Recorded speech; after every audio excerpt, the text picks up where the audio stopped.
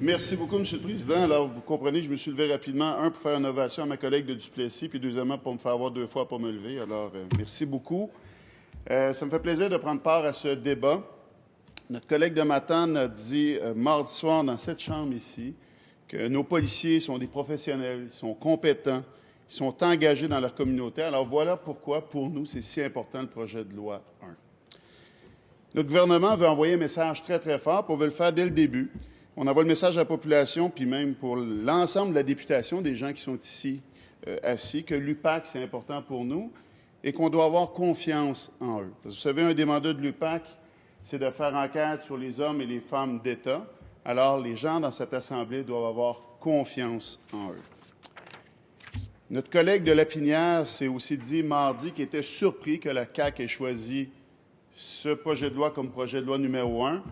Mais pour nous, je vous dis que c'est complètement cohérent. On en a parlé pendant la campagne électorale. On l'a dit que c'est important pour nous. Puis on le répète aujourd'hui. Alors pour moi, c'est extrêmement cohérent. Il faut dire aussi que ça existe. Quand on parle de collusion, de corruption, il faut se rappeler que ça existe. Et notre organisation a décidé, justement, dans le dernier caucus qu'on a eu à Gatineau, même d'en parler pendant 2h30. Pourquoi? Parce que pour nous, c'est important. Pour nous, ça existe. On ne se met pas la tête dans le sable, mais pas du tout. Alors, ce qui me fait peur, moi, le sentiment que je peux vous partager, c'est que parfois, j'entends des gens dans l'opposition et j'ai peur qu'on l'oublie. J'ai peur qu'on veuille se mettre la tête dans le sable puis qu'on oublie des commissions Charbonneau, des Bastarache, des Machuré. Vous savez, au Québec, M. le Président, on a un devoir de mémoire. On a le devoir de s'en rappeler pour pas que ça revienne, ces choses-là. Cette Assemblée doit avoir confiance en l'UPAC, puis oui, il y a urgence d'agir. Je vais avoir un point de discordance avec mon collègue de La Fontaine là-dessus. Il y a urgence d'agir. Pourquoi? Parce qu'encore une fois, on doit enlever le nuage gris qui est sur ce groupe d'élite. Parce que, M. le Président, l'UPAC, il faut se rappeler, c'est un groupe d'élite qui a un mandat qui est extrêmement important pour notre démocratie. Et présentement, par absence de décision de cette Assemblée, on garde un nuage gris sur cette entité-là. Ils ont besoin non seulement de ressources, ils ont besoin de légitimité. Et la légitimité, nous pouvons leur donner, et je vous dirais même que nous devons leur donner. Dans la dernière législative, on sait qu'à chaque fois qu'il y avait une opération de l'UPAC, à tort ou à raison, il y a des gens dans cette Assemblée qui se sont levés pour remettre en question ce qu'ils avaient fait. Pourquoi? La légitimité de la première personne au sein de cette organisation de l'UPAC n'était plus là. Les gens la remettaient en question et ça, c'est très, très néfaste pour l'organisation, mais même pour notre démocratie. Parce qu'à juste titre, la collègue de Duplessis l'a dit, quand on ne croit plus dans nos institutions, c'est le début de la fin. Le distingué collègue de La Fontaine a mentionné hier qu'en faisant scission entre la police et le juridique, il y aurait une possibilité d'aller plus vite. Il y aurait une possibilité d'agir plus rapidement dans ce projet de loi, faire en sorte que, justement, notre urgence d'agir pour l'UPAC trouve une bonne fin. Je ne peux pas remettre en question ou douter de la volonté du collègue, loin de moi cette intention. Cependant, je dois être critique face à ça. Pourquoi? Parce que pendant nos commissions, j'ai entendu plusieurs changements de vision de la part d'officiers officiels. On s'est fait accuser souvent de manquer de rigueur, de manquer de cohérence. Et je suis bien prêt à accepter tous les questionnements là-dessus, mais comme dirait ma collègue d'Anjou, c'est utile des fois d'avoir des citations. Alors, je vais vous aider avec quelques citations historiques pour nous mettre dans le débat un peu.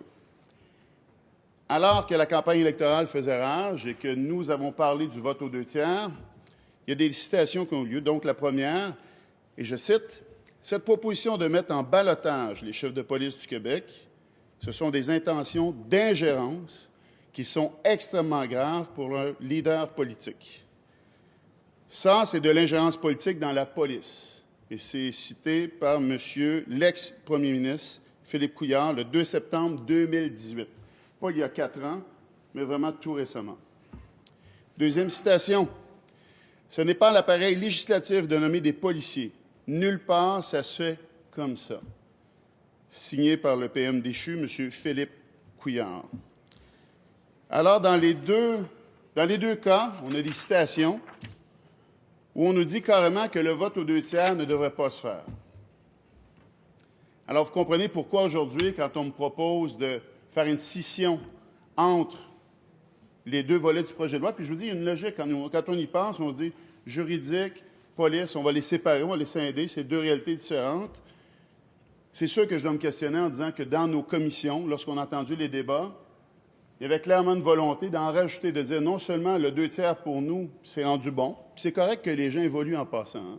C'est correct qu'on ait une opinion et qu'on se rallie à l'ensemble de l'Assemblée, parce que l'ensemble des gens dans cette Assemblée veulent faire ça, veulent aller avec un processus aux 2/3. Alors, pour moi, le processus est logique, mais là où je trouve ça un peu plus malaisant, c'est que non seulement on veut ça, mais on dit, mais il faudra en faire plus.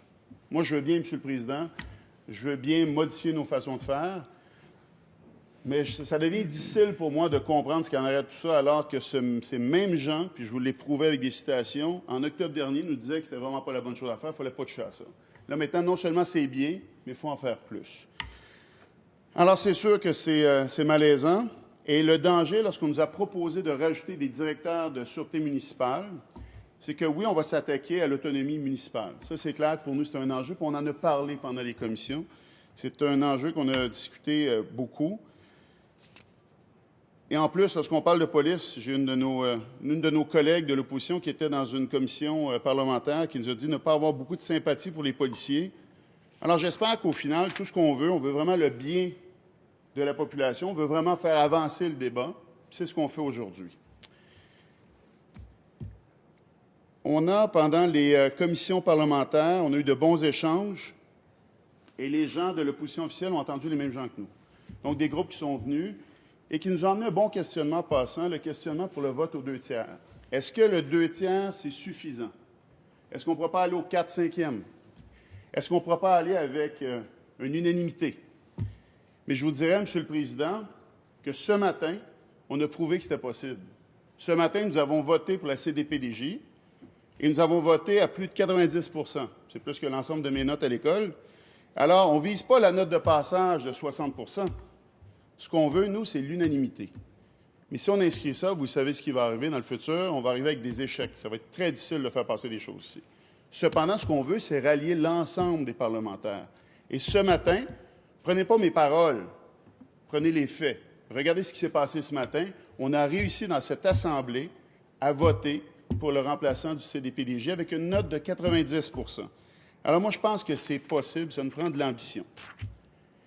Je ne suis pas un expert au niveau légal, alors jamais je vais faire la joute avec mon collègue de La Fontaine. Cependant, quand on parle de scinder le projet de loi, on a regardé ce qui s'est fait dans le passé, dans la dernière législature, et on voit que le projet de loi 100 avait été scindé. C'est vrai. Mais on parlait de deux sujets vraiment distincts. On parlait de vélo et on parlait de taxi. Il y avait une volonté de les scinder parce que, justement, il y avait deux réalités complètement différentes. Cependant, aujourd'hui, c'est différent. On parle de l'UPAC, du DPCP, du directeur général de la Sûreté du Québec, et je vous dirais qu'ensemble, ces regroupements-là, c'est le signe fort de l'intégrité, de la neutralité, puis de la transparence de notre organisation. Nous avons l'occasion aujourd'hui d'envoyer un message très, très fort, non seulement à nos citoyens, à nos institutions, mais là, c'est l'ancien policier qui va parler, mais aussi aux gens de peu de scrupules qui veulent faire de la corruption, de la collusion au Québec. Nous, dans cette Assemblée, on met la partisanerie de côté. Nous, dans cette Assemblée, quand on parle de collusion, de corruption, il y a un seul message fort, puis on va l'avoir tout le monde ensemble. Aujourd'hui, c'est cette occasion que nous avons de changer l'histoire et d'aller avec un message très, très fort pour tous les Québécois qui nous demandent d'agir, M. le Président. Je vous remercie.